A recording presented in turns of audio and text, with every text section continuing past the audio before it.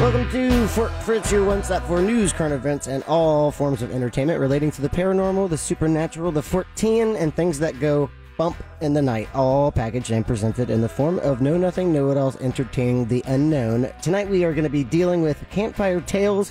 There's a lot going on in this country, and we want everyone to focus on protesting, being happy if they feel, and also being entertained. So we are there in solidarity with you. If you are protesting, please be safe. You know, don't break laws, don't break property, don't break hearts, don't break people. Coming up, this is a tale from Mandaddy. This is Hauska Castle, and exactly why it's kind of a head-scratching conundrum of a mystery. Have any of you ever heard of Hauska Castle? Nope. No. Well, I can tell, obviously, because this bottomless pit isn't bringing you terror and dread, because... Should it? It should. Let me tell you a story. Hauska Castle is a Gothic castle located 29 miles north of Prague in the Czech Republic. It was built in the first half of the 13th century, probably on the orders of ruler Ottokar II of Bohemia, possibly as an administrative center to manage his many estates. Now, on first look, there are a few odd things. First of all, it is located away from all trade routes, and it's very secluded, tucked far away in a forested area. It also lacked many normal amenities, such as running water or even a kitchen. And also, most of the windows looking out were actually fake and have solid walls behind the faux windows. All right, starting to get spooky. Yeah, It's sure. also lacking the typical fortifications that a castle at the time would have to protect it from outside attackers. In fact, once inside the courtyard, it becomes apparent that the castle was not formed to keep attackers out, but to keep occupants in. Like Castle, California. What? It was like, what? Like Castle, California. Because you could check out, but you could never leave. Yeah. Whoa. I see where you're Is that like the going with Hotel that. California? Now, you see, Casa Hauska was built in that particular location for a very good reason. To cover up a seemingly bottomless pit What? Oh, no. that many claim to be an entrance to hell itself. You have to be kidding me. I wish I was. So, a cave to hell. A huge cave to hell Where you just fall. where you just go until you get into hell. Until and you're then, there. well, it probably gets a little interesting. Let me continue. For years, locals have reported strange sightings and occurrences. Villagers claim that at night, strange half-human, half-animal creatures with bat wings would fly out of the hole and terrorize local towns. It got to the point that local residents would never leave their houses after dark for fear of being attacked by these winged creatures. Even local officials decided to look into this supposed bottomless pit, and they took criminals that were sentenced to death and gave them a choice: hanging, or they could jump into the hole and see if they could crawl out. Oof. If they could, they were free. No one ever returned. How many people did they get with the noose or pit? I'm guessing they tossed in a few before someone said, I'm not taking the pit route. I can see that. Like, Yeah. did the other guys have to watch the first pit guy jump in? And Yeah. go, I don't think they kept them away and just said, well, we're going to tell you what's up until later. Exactly. You know, we're not really going to We're not let going you to tell watch you the whole who chose process. what.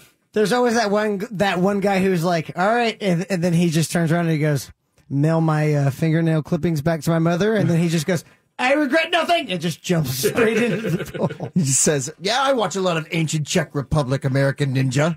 I got this. Forearms all day, bro. Now, then they got smart, which is a relative term at this point. Then they took a prisoner and they tied a rope around his waist and lowered him into the pit. Creepy. Classic Elmer Fudd style discovery of the bottomless pit. He's just trying to get that rabbit. I hate you guys. I knew he had it too. I knew he was going to go for it. All right. Now, within minutes, he began to scream violently and thrash about and started smashing into the walls of the pit as if he was fighting some assailant. Oh my God. When they hauled him out of the pit, his hair had turned completely white, and witnesses say that he looked like he had aged almost 30 years. Oh my God. He was unable to speak coherently and was placed in a mental institution, where he died 2 days later of unknown causes. They didn't set him free after dangling him in the pit? He couldn't even take care of himself. This is for his own health. He died from a short, unexplained illness, didn't he? Son of a bitch, don't do that to me. Whoa. In a You know how place close I am to with this a damn- bottomless pit. Stop it. This Hold pit on. is giving me A bottomless ideas. pit. Just stop it. Now, the reason for that incident was why they built the castle. And it's why they put the castle's chapel directly over the pit. After its construction, it rarely had full-time occupants. And visitors to Hauska Castle have reported a number of disturbing encounters and experiences. In the chapel, people have reported hearing a chorus of screams coming from beneath the floor, and the sound of claws scraping along underneath the floor. Caretakers of the building have reported seeing a headless body that wanders through the courtyard with blood endlessly gushing from its neck. Ugh, like you do. Yeah, exactly. Like you do. Like some are wont to do. That's just Fred. That's what he does on the weekends. He just walks around with the blood in the neck. You know, the ghost don't have a head on him, but it's got an infinite heart and blood supply. So it's even spookier. Definitely comes out of nowhere. Like they weren't denying physics enough. Now, on the grounds of the castle, multiple people have reported seeing a terrifying creature they say looks like a hybrid of a human, frog, and a bulldog. I did not expect A that combination. human, a frog, and a bulldog. bulldog. Just try to assemble that one into your mental camera. I'm trying to What figure part out is what what? breed. I don't. Yeah. Yeah, right. I mean, I'm thinking. It's always got to be like human face. I'm guessing. Like, Are we going to English, American, French bulldog? Which kind of bulldog? Like how? thank you. Going with It's like hard- it's a hard. French, This is little a French hard- bulldog, so he's really, really squat. He's really compact. Yeah, Let's let very the definitely Tulpamancer stout. take over here. Frog head and a human butt. Still not as terrifying as bronies. Eh. Then there's the quote human chain. Ooh. Many people have reported looking into the courtyard and seeing dozens, if not hundreds, of people chained together, moving through the grounds while giant black dogs snarl and bite at their legs. These encounters would last several minutes, and witnesses report that the chained individuals were in various states of decay. Some were even carrying their own body parts, and some even carrying their own heads. One of the darkest presences is regularly seen in the hunting lodge. One night, Zenedna Verzalova and her husband were relaxing in the lodge. How anyone could relax in this place is completely beyond me. Cup of blood? Why, yes, Kick of back, course. hear some chorus of screams, watch chained people wandering around. Oh, relaxing. Not a whole lot to do in the Czech Republic, man. Like, This is true. This is true. I guess anything's you got to take what you can get as far as entertainment goes. So while they're in the lodge, they hear a loud thump behind them. They said it sounded like a body hitting the floor. Why not just let the bodies hit the floor? Do the thing you want. You saw want to it. do I it. saw it. When they I was so applauding you and not going on. Then here I am. Restraint The room is was not very my tense. strong point. I know, all of us were like, Somebody do it. There it is. Yay. Secretly, I was like, Yeah. no. But Funny awesome. thing about that band, I didn't open for them in Tampa. Oh, all right. Now, when they turned around, they saw two featureless humanoid shadow figures. Zedna and her husband were frozen in fear as the shadowy figures approached them and whispered in their ears vague references to having recently killed young girls. What? That's bad. ooh. Not like a full blog post, just like little, totes killed young girls, LOL. That's not my like perks, God. like chocolates on a pillow. 2 out of 10 would not attend again. Not children friendly. Unless they're dead. During World War II, Keep that whole intro. That's just That will brilliant. all be gone. Don't worry. During World War II, the Nazis took residence in the castles because, of course, they did. It was reported that they performed grisly experiments on humans and even experiments with the dark arts and attempts to open an interdimensional portal. A later investigation discovered 3 Nazi bodies buried in the courtyard. And All 3 had been executed. So what does a Nazi have to do to piss off another Nazi Nazi, so much that right. they have to be killed? Now, the castle still stands and even has an active website. So it's still possible to this day to spend a night in a Gothic castle positioned above the entrance to hell. You guys want to go? You're listening to Real Radio 104.1. Fort Fritz on Real Radio 104.1. Welcome back to Fort Fritz, right here on Real Radio 104.1. I am Fritz. This next story comes to us courtesy of Kaz. His story on the curse of the Royal Nepalese family. The curse of the Royal Nepalese family. You can listen to this story if you want to on the iHeartRadio app. Just download it. It's absolutely free and search Royal Nepalese family curse. Clearly, you guys have never heard of the Nepalese royal family curse. I have. No, not at all. No. And it actually just came, it was 2001, so that was 17 years ago. That's a long time ago. That's a long time ago in 17 2018 years terms. since 2001. Yeah. According to the legend, about 200 years ago, Prithvi Narayan Shah was the initial founder of the Nepalese royal dynasty, the royal kingdom. He started by making conquest of smaller areas around him and kind of developing, how you do. Right. You take over the local areas. And then you look at your neighbor's plot and you go, I can kill my neighbor. Well, first you got to be like, hey, if I get into some beef, you got my back? Yeah. Are you cool? And the or guy's not? like, nah. You're like, well, I'll kick your ass. Okay, yeah, fine, all right. And that's how you start a kingdom. You get everyone to say, I got your back.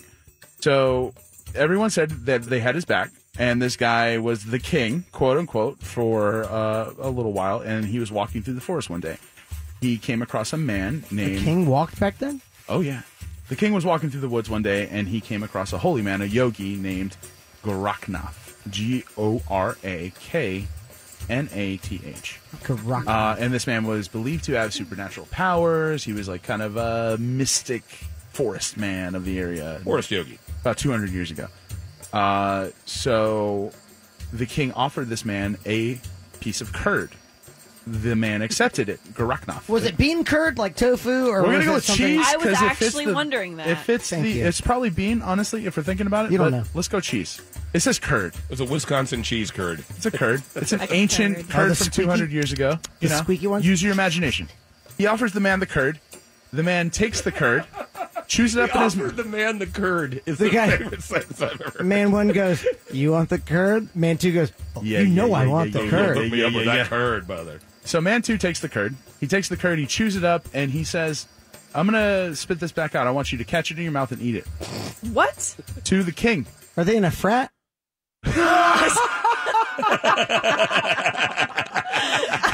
This is like Got him! like Frat boys. Hellenistic row. Is it? He offered to spank him, and then he made him pay him for it. Carry a Bing cherry in his butt for 12 meters. That Like, sounds Drink really a whole handle in 5 specific. minutes? So he spits the curd out, and the king refuses. The king says, no, that's gross as shit. I'm not in on that. Did it just hit him in the face? Or did he actually, dodge it? no. It specifies the curd dribbled onto the king's 10 toes. He spit it out All onto 10. his feet. That was just, Just a long... slid across all of them. It should have just hit 1 or 2 toes. It didn't have to hit all 10. So he was the king was repulsed by this, right? But the yogi was like, you know what? I curse you.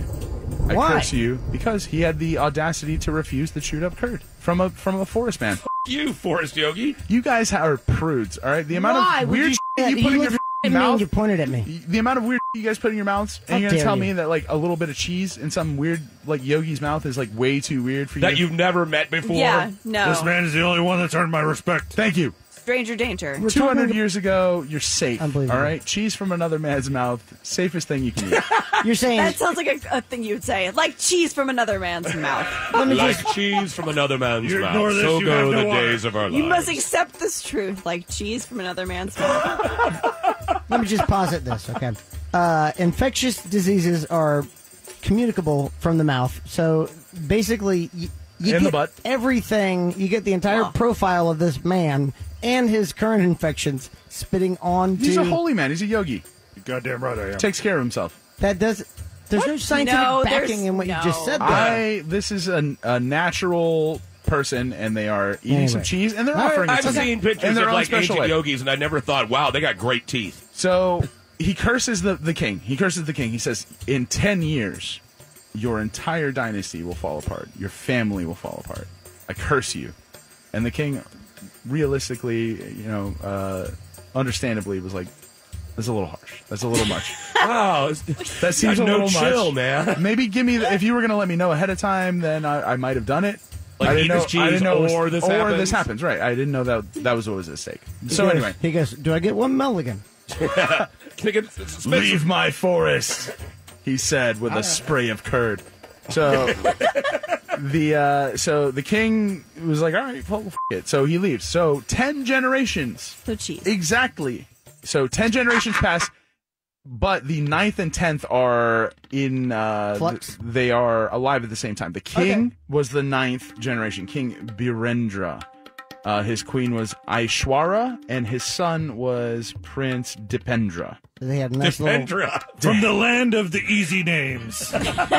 Dhirendra. I'm sure I'm butchering it. Obviously, as we do on Fort Fritz, I don't speak Nepalese or whatever it is that You're they so f***ing speak. uncultured. I know. I'm Likewise. sorry. So the king and his son, the prince, are both very well liked. They're both extremely popular members of the royal family. They are well educated. They're public figures. And then tragedy strikes in 2001. Prince Dipendra, depending upon how you're Mispronouncing it. It's a snipe. enters the Narahanti royal palace in the Nepalese monarchy and murders 10 members of his family and wounds 5 others. Damn. During a party, which is apparently a monthly thing. They party monthly, which is badass. monthly It's party. like how they do it in the Monthly That's what murder they call party. it. Yeah. Like a stabbing, like with a knife or with guns. Okay. Go with several guns. Okay. Let's put it right here as the first point of like mystery. 4 large guns. All right, 3 large guns and 1 handgun, let's say. So this is a prince of a royal family, well-liked, intelligent, educated. And then 10 members of this family Murdered in a party. And the sad thing is that they would have been murdered if more of them had guns. That's So it's interesting that you bring that up because there's significant stories about the security detail on staff that night. This is the Nepalese royal family. There were other dudes with guns there that were supposed to keep the other, because they have problems with the Maoists. There's issues, there's political turmoil at the time, right? The security detail on staff that night were trained members of the military. These men were the Secret Service of the Nepalese royal family, right? Surrounded by these people, the man managed to kill King Birendra, Queen Aishwara, Prince Nirajan, Princess Shruti, his only sister, Princess Shanti, Princess Sharanda. So these are other siblings of the other members of the family. I guess they get royal titles. Kumar Kadaga and Princess Jayanti, as well as Prince Dipendra himself, because he died from a self-inflicted gunshot wound following the attack, is what we'll say. So Dipendra died, essentially, 3 days later. He was in a coma. He was crowned king during that time. Wow. During the 3 days that he was in a coma by his uncle, Gayanedra. Was it just like a ceremonial, you're now king and Yes. you're probably going to die kind of thing? So his uncle, released the official story from the Nepalese royal family saying that an automatic weapon was discharged. Automatic weapon, Jesus. An automatic weapon was discharged accidentally at a party, and that several members were dead, and that turmoil was happening, and Gayendra, the uncle, was going to see us through this, right? So he had the dying prince / assailant crowned king. But then conspicuously, the royal doctor was barred from attending Prince Dipendra's bedside at the hospital for 3 days. This man was supposed to attend him medically to resuscitate him or to give him treatment for gunshot wounds and etc. It was hospital staff only, 3 days. He was pronounced dead after the third day, immediately rushed from the hospital to a funeral pyre. No autopsy. A funeral pyre? No. They burned his ass in 2001? Oh, it's Nepalese royal family, man. That's how they do. That doesn't explain what I just said. They probably burned people in Nepal. Yeah. Probably. Old Dipendra. He's dependable. Very dependable. Until he massacred his whole family. Allegedly. Allegedly. So, a two-man committee comprising of several other men who I'm going to butcher their names, so I won't even bother, but they're like representative of the Justice Department in Nepal, carried out a week-long investigation into the massacre. The investigation concluded, after interviewing more than 100 people, including eyewitnesses and palace officials, that Dipendra had carried out the massacre. A large number of critics, Nepalese, both inside of Nepal and abroad, disputed the official report because many facts reported by the investigation seemed to contradict each other. One sticking, eyewitness quote was, of the very popular Dipendra, he can give up the throne for his sake of love, but he can never do this kind of thing. So one of the stories put forward of why he would have done this was that he intended to marry a woman who was of unsavory, quality to the royal family. A widower or... No, she was like royalty, but she wasn't the right kind of royalty. She was like from a disputing clan. Yeah, that had like relatives in another country and stuff. It wasn't as like royal as she should have been. She wasn't like perfect. But he was like, you know what? I don't care. There was a rich family, but it wasn't like royalty, like appropriate for him to marry. So he said, I don't care. I want to marry her anyway. And they told him, well, you're going to give up the throne if you do that. You're going to have to do that as a regular person. They would have to abdicate the correct. The throne. So that was kind of the contention point, and that's what they pinned it on. They said, okay, well, he was upset because he wasn't able to marry this woman, and that quote came out from that person. He can give up the throne for his sake of love, but he can never do this kind of thing. Meaning that several people who knew him. So, are you saying he could do anything for love? But he won't do that. But he won't do that. Oh, jeez. He won't do that with several guns at his own family's party. So the overall conception of him was that this was a man who wouldn't do something like this, right? Like he would have rather have like just forsaken everything than kill his entire family. So people say it's got to be a curse. Bullshit. People say it's bullshit, first of all. So there are several, interpretations of what happened, but you got to look at like who benefits, right? Like whenever something like this happens, everyone in the line of succession was wiped out except for this uncle, Gayendran. Again, I'm sorry. The guy was a scumbag, so I don't care if I mispronounce his name. But anyway, he deserved it. Yeah, that guy.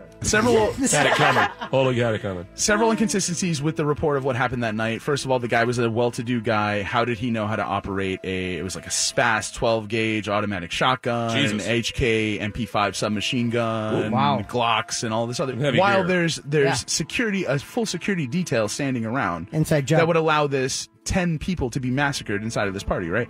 So another inconsistency was he eventually succumbed to his wounds 3 days later due to a self-inflicted gunshot wound. But it was on the wrong side. It was one of those wrong side things. He was right-handed. It was on the left side of his head. Oh, so and there were two bullets. Oh, weird. According to eyewitnesses, there were 2 holes in the side of his head. But again, unable to be verified due to the fact that they rushed his body immediately from... After barring the royal doctor from seeing him for 3 days, immediately to a funeral pyre, no autopsy. Sounds like a setup, right? So people think it was due to the fact that India was putting pressure at the time. We're going to get busted for this. India was putting pressure on the time of the Nepalese government to take defense contracts, to be like, hey, we're going to defend you, buy our defense stuff. And the king of Nepal was like, we don't need your I'm going to buy some stuff from China. And then they basically the eyewitnesses around the place say that the hallmarks of what the operation looked like looked very similar to the Indian research and analysis wing. They're basically the Indian CIA. Had some hand in essentially performing what would be a coup, right? Yeah. So MI6. right. They created this weird narrative of this man killing his whole family due to love or whatever, and then they put him essentially out of the way, and they have this uncle who is now the king of Nepal, the last in the line of succession, and he reigns, quote unquote, for 5 years until finally the public of Nepal comes out and says, you know what, you're not the king, you have no royal blood, we want someone who's actually the royal line. We can do that? Well, Nepal did. Yeah, Nepal did, not us. Damn it. You got balls like Nepal? Nice. Answer him, man, daddy. I mean, I don't even have moves like Jagger, so I don't have balls like Nepal. So they ended up basically instituting a republic. They said, you know what, you're not the king, and there is no more king. We're doing a monarch. We're doing away with the monarchy. We are going to have a republic now. And they switched. They are now a republic essentially in Nepal after the 2001 Nepalese massacre. 5 years of the uncle reigning, and then in 2006 there was an official ousting of this man. Some say due to actually the fact that he refused to observe this very specific like religious ritual where they would go to offer prayer to what would be like the goddess of the state, almost like the one who watches over everything, The president. and he was making kind of a protest to the point that the monarchy had lost some of its teeth in that they had given a lot of power to parliament and stuff like that.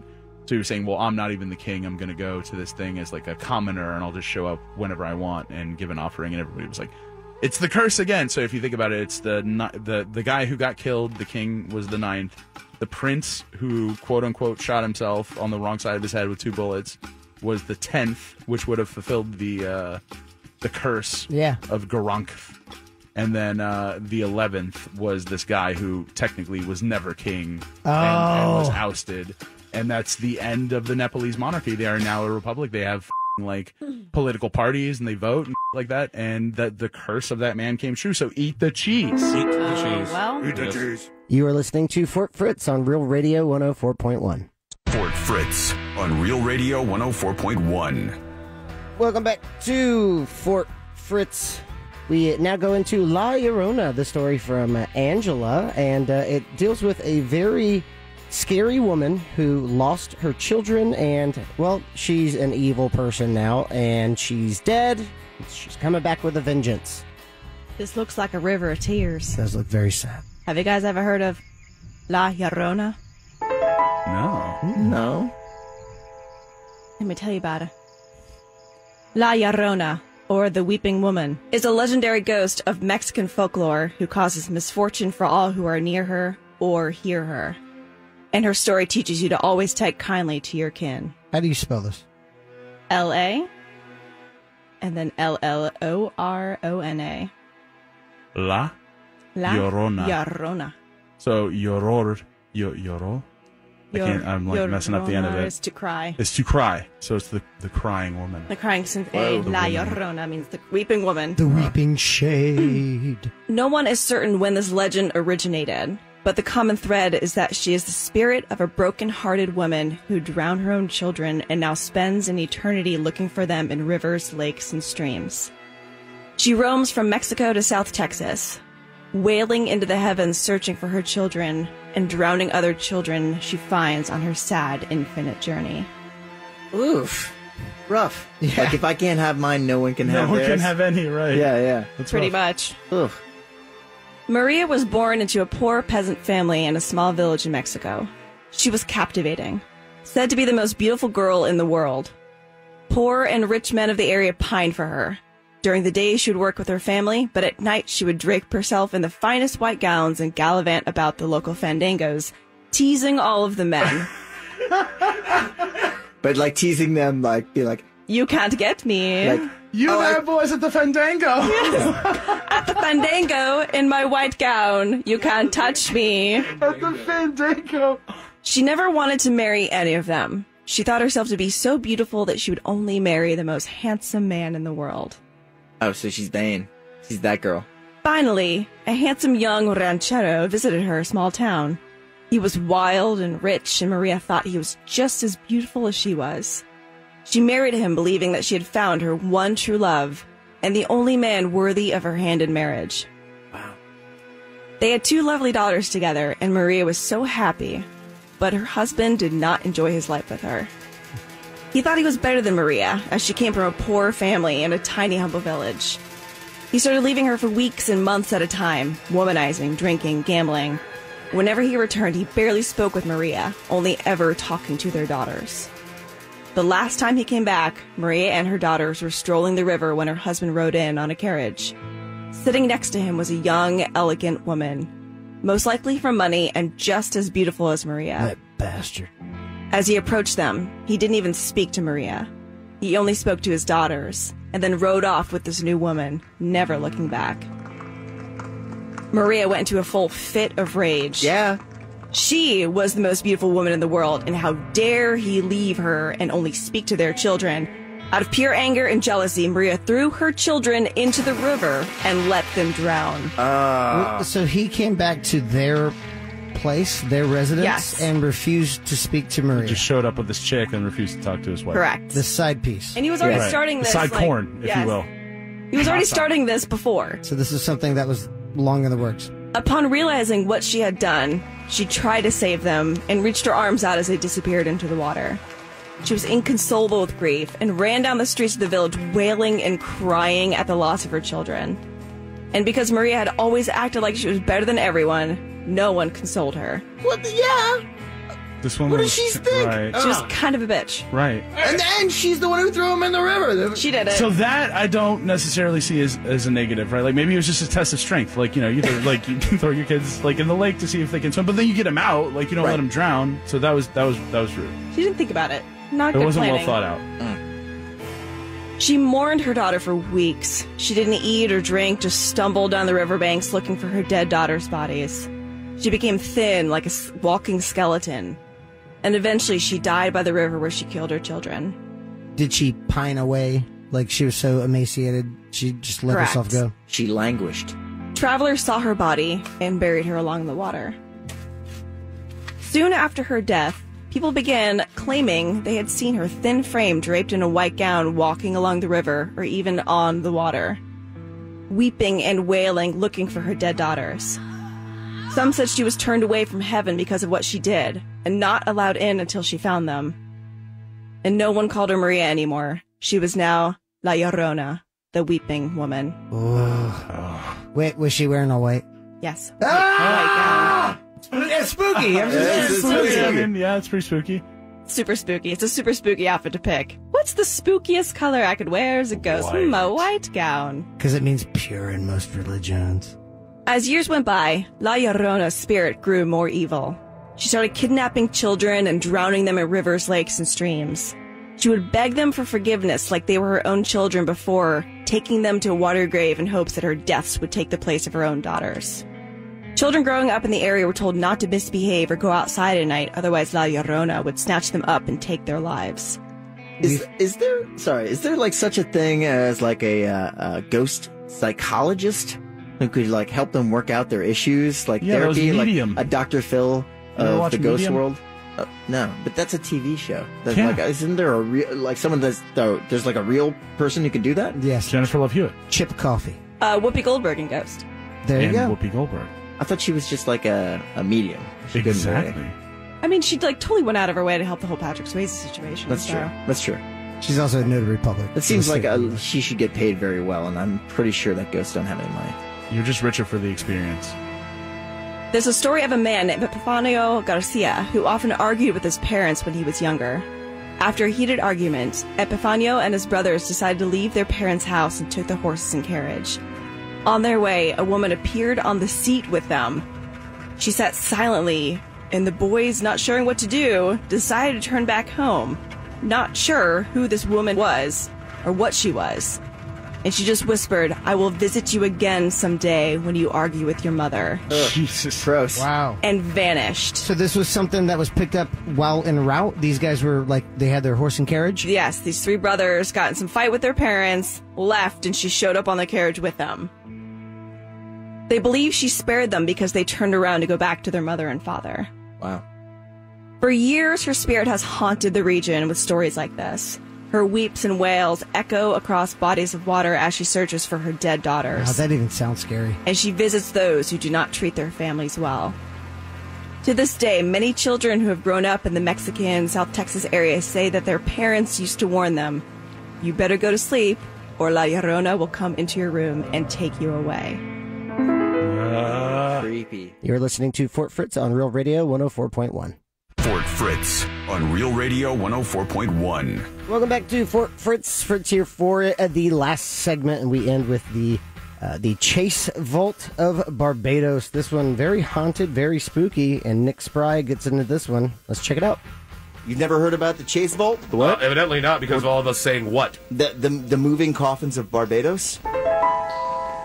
Okay. So this story goes back to Barbados, obviously, in the Lesser Antilles, right above South America. It's a really tiny sovereign island nation. It's only about 21 miles long by 14 miles wide, and it was for over 300 years a British colony. And so this story goes into the middle of the triangular trade, where sugarcane plantations were making the country most of its money, and slavery was instituted.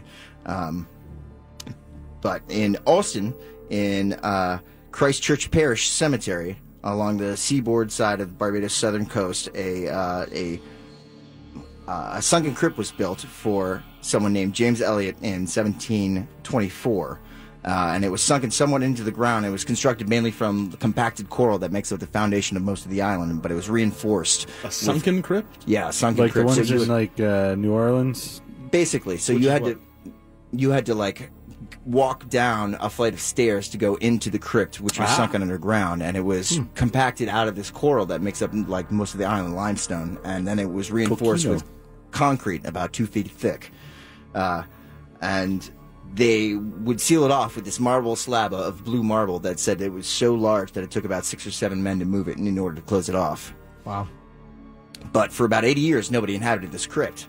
And eventually, when the property was sold in 1808 to the wealthy Colonel Thomas Chase, he purchased the tomb as a family burial plot.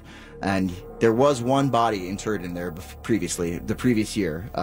It was Thomasina Goddard, and she had been a family friend of the family that owned the crypt before they sold it to Thomas Chase. But he decided not to remove her body and to leave it there.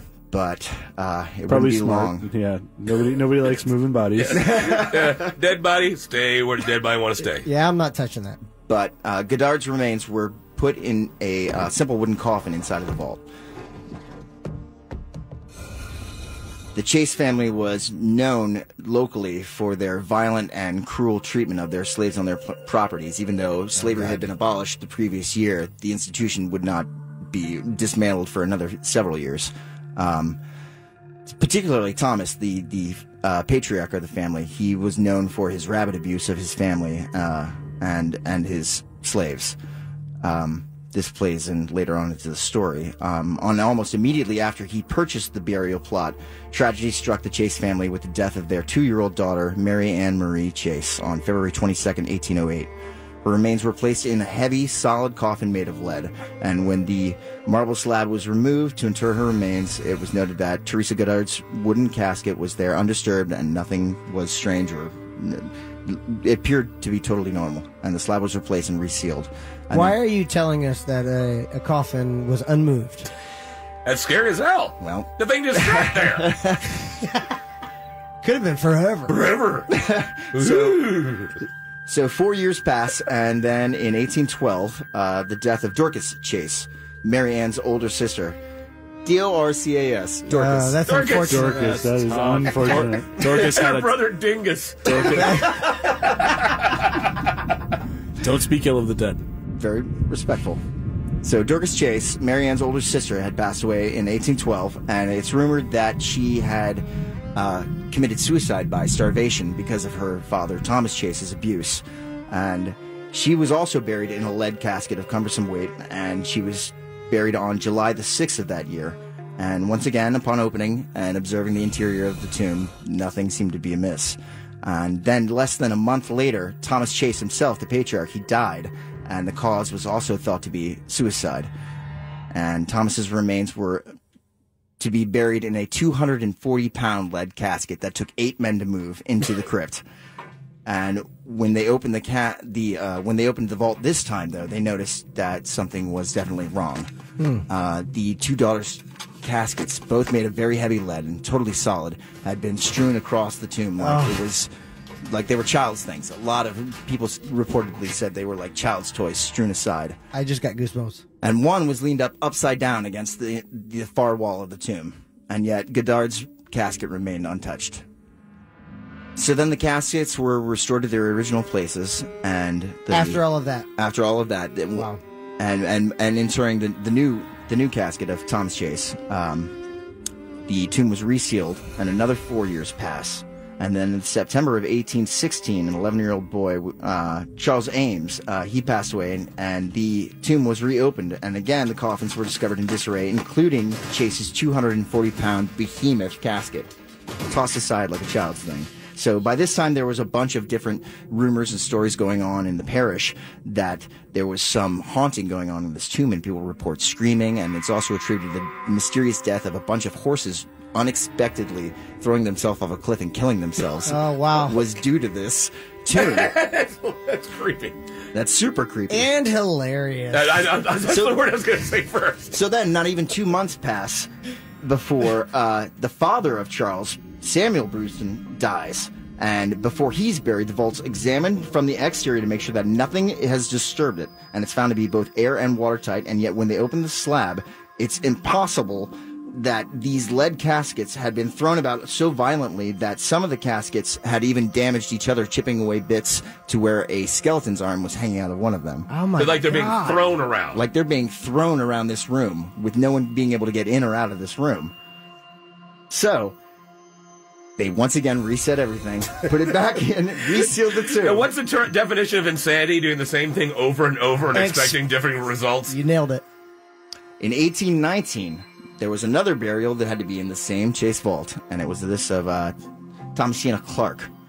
The then governor of Barbados was attending this burial and witnessed for himself what they found when they opened the slab. No one could explain it again. Was it at this point when like everyone knew about this? Everyone knew about this. It sounds like a really good event for tourism. Let's see what happens when we pull back those slabs. And all this happened in less than 11 years. It's like Groundhog's Day with dead people. So when they open it up again, of course, again, all of the coffins have been thrown around violently, and they're all strewn all over. And again, Godard's coffin was untouched. So the governor, after they reset everything once again, ordered a thorough examination of this site. He wanted to solve this mystery. He wanted to calm the fears of the people in the surrounding parish. And so he had the men put down this fine white sand inside the tomb, all across all the caskets and on the floor. So if someone was to enter it, they would see footprints or some sort of markings that would show trace evidence that someone had been inside of it. And then he also had them mortar off the marble slab when they resealed the tomb, and he put signet impressions of his ring to make sure that if it was cracked, that they would be able to tell that the seal was broken. The accounts are a little bit off on this, but somewhere between 8 months and 2 years later, he gave the order out of sheer curiosity. Yeah, of course. Let's go see if we find some crazy stuff, guys. So they went back down and they examined it, and the marble slab seemed untouched, and it seemed like nothing had been molested. The signet ring impressions were still there. He wanted further evidence, so he had them break the seals and open up the contents. And this is the creepiest part of all. So the 240-pound lead casket of Thomas Chase was barring the marble entranceway upright, standing on end, as if to prevent anyone from getting in or out of the room.